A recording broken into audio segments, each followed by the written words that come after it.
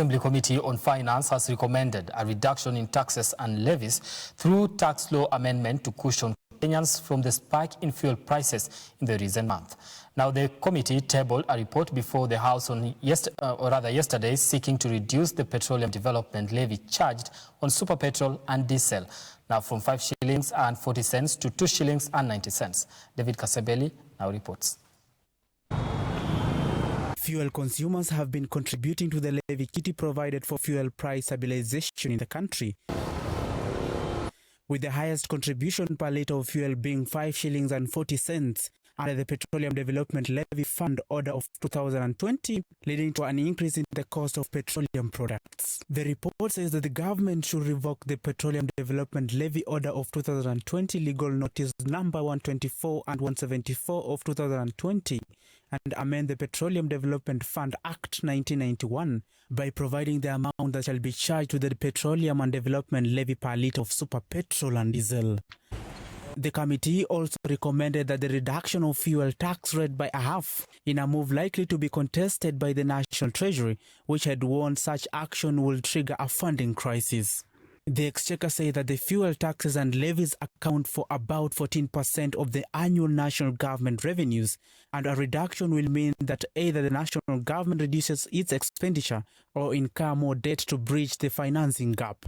Lawmakers who interrogated Treasury officials urged the ministry to use legal financial mechanism to bridge the gap. However, the report recommended that the National Treasury should prepare supplementary estimates for consideration, which shall reflect the reduction in revenue occasioned by the amendment. Other taxes which the committee once lowered include the excise duty VAT on LPG, the RIM recommending the halving of the prevailing 16% rate, which has been linked to an aggressive increase in the price of cooking gas. The committee further asked the House to order the National Treasury to initiate the process of reverting 18.1 billion Kenyan shillings that was misplaced on infrastructure spending back to the Petroleum Development Levy Fund for purposes of stabilization of fuel prices.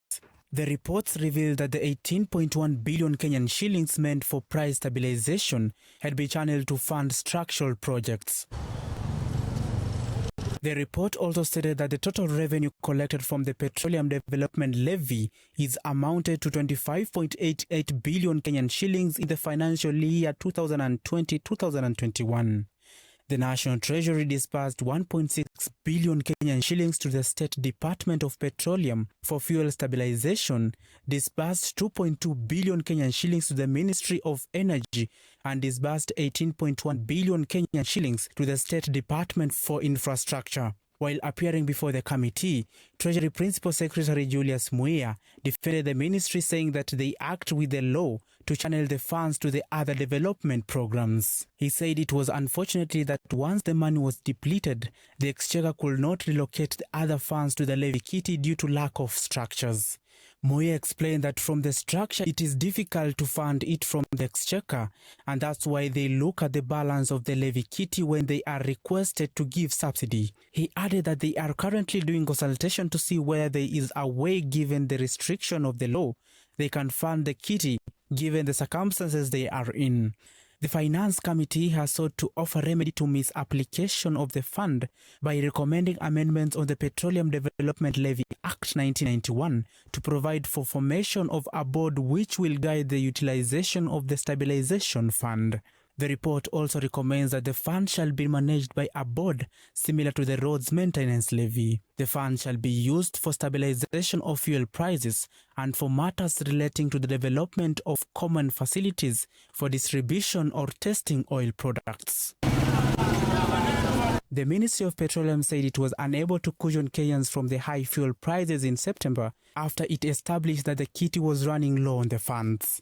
The report reads in a letter dated 6 September 2021 that the CS of National Treasury did not approve the ministry's petroleum request owing to the fact that the Petroleum Development Levy collection were lagging behind the target and the funding from the Petroleum Development Levy was not sufficient to cater for the stabilization mechanism for the petroleum prices. Since 1991, the Petroleum Development Levy kitty has lacked a legal framework to guide the management of the fund.